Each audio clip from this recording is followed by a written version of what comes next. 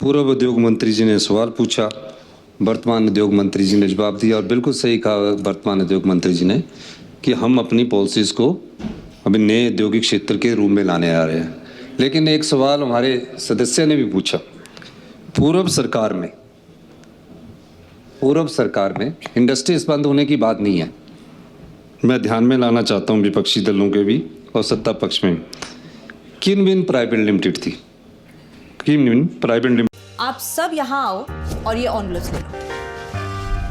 हम अपनी जिंदगी में अच्छा बुरा सब जानते हैं, लेकिन फिर भी कुछ बातें इग्नोर कर देते हैं, जान के अनजान बन जाती हैं। तो मैंने सोचा जाते जाते याद दिला जाओ, ताकि पूरी जिंदगी इग्नोर नहीं याद रखोगे, मुझे भी और इन बातों को भी। यदि आप इन कारणों में से किसी के भी संपर्क में आए हैं तो नजदीकी सरकारी अस्पताल में HIV की जांच गुप्त और मुफ्त कर। हिमाचल प्रदेश राज्य एड्स नियंत्रण समिति द्वारा जनहित में जारी थी 2021 में। और मैं ये चीज आपके ध्यान में इसलिए लाना चाहता हूं माननीय अध्यक्ष महोदय, 300 बीघा जगह दे देगी 1 रुपये स्क्वायर मीटर के हिसाब से और 100% एग्जम्पशन स्टैंप ड्यूटी में, यानी कि कोई रजिस्ट्री के पैसे नहीं लगेंगे। और बिजली भी 10 साल के लिए 3 रुपये पर यूनिट के हिसाब से उनको मिलेगी। 10 साल के लिए वेयर हाउस बनाकर सरकार देगी। ये जो आपने सवाल, मैं उसी तीनों चीज़ों पे आ रहा हूँ। वेयर हाउस बना के सरकार देगी और जो पानी है वो भी सरकार देगी। और GST, उस समय GST लागू हो चुका था। अगर तो एक्साइज और वैट लागू होता तो अच्छा होता, उस समय GST लागू हो चुका था। और GST लागू होने के बाद इस प्रकार की सुविधा दी गई और किस नाम से दी गई मैं वो भी आपको बताना चाहता हूं। पहले मैं लिखाना 300 बीघा नोट कर लें, 1 रुपये स्क्वायर मीटर के हिसाब से, 100% exemption of stamp duty, 100% exemption of electricity duty जो हम 50% लगाते थे, पूरी तरह से दे दी गई।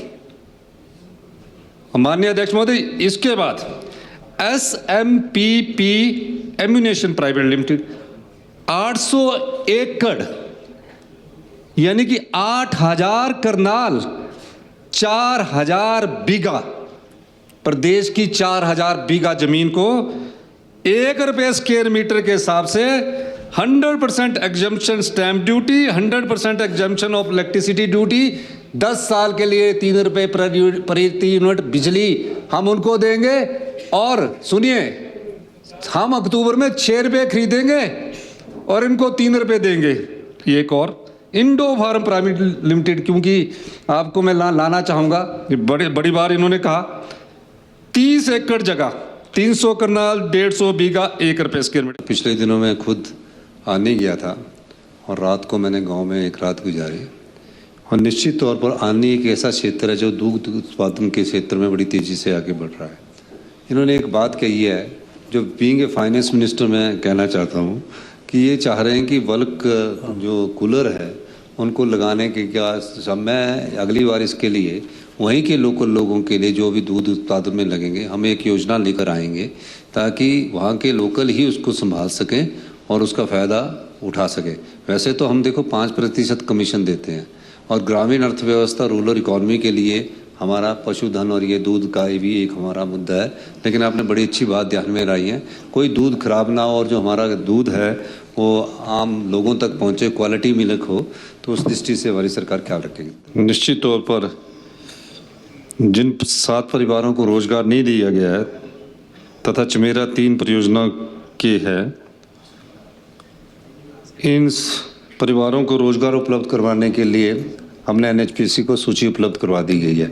लेकिन ये बात सही है कि उस समय के जो एग्रीमेंट हुए हैं, उस समय किन परिस्थितियों में एग्रीमेंट हुए हैं, उसका हम कोई व्याख्यान नहीं कर सकते। लेकिन बैरासूल प्रोजेक्ट 180 मेगावाट का जो कि अपने 40 साल पूरा कर चुका है, हमारी सरकार ने उसको नोटिस दिया है कि हम इसको टेक ओवर करना चाहते हैं।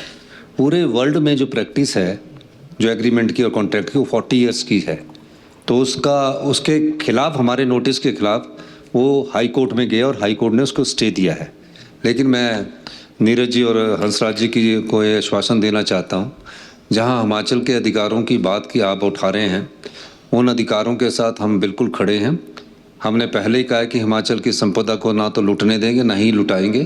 तो इस दृष्टि से हमने वहाँ बेस्ट वकील खड़े किए हैं और सितंबर महीने में हम इन सब प्रोजेक्टों का एक रिव्यू भी करने जा रहे हैं। निश्चित तौर पर लाडा का 1% का केस जो प्राइवेट समय से काफ़ी समय से हाई कोर्ट में है, उस केस को भी हमने बड़ी गंभीरता से लिया और मैंने परसों ही बात की है कि जो लाडा का 1% का केस है, जो उनको क्षेत्रों को मिलना चाहिए, जो उसके खिलाफ कोर्ट में केस किया है, उसका वाया मीडिया क्या निकल सकता है, उस दृष्टि से भी हम देखेंगे।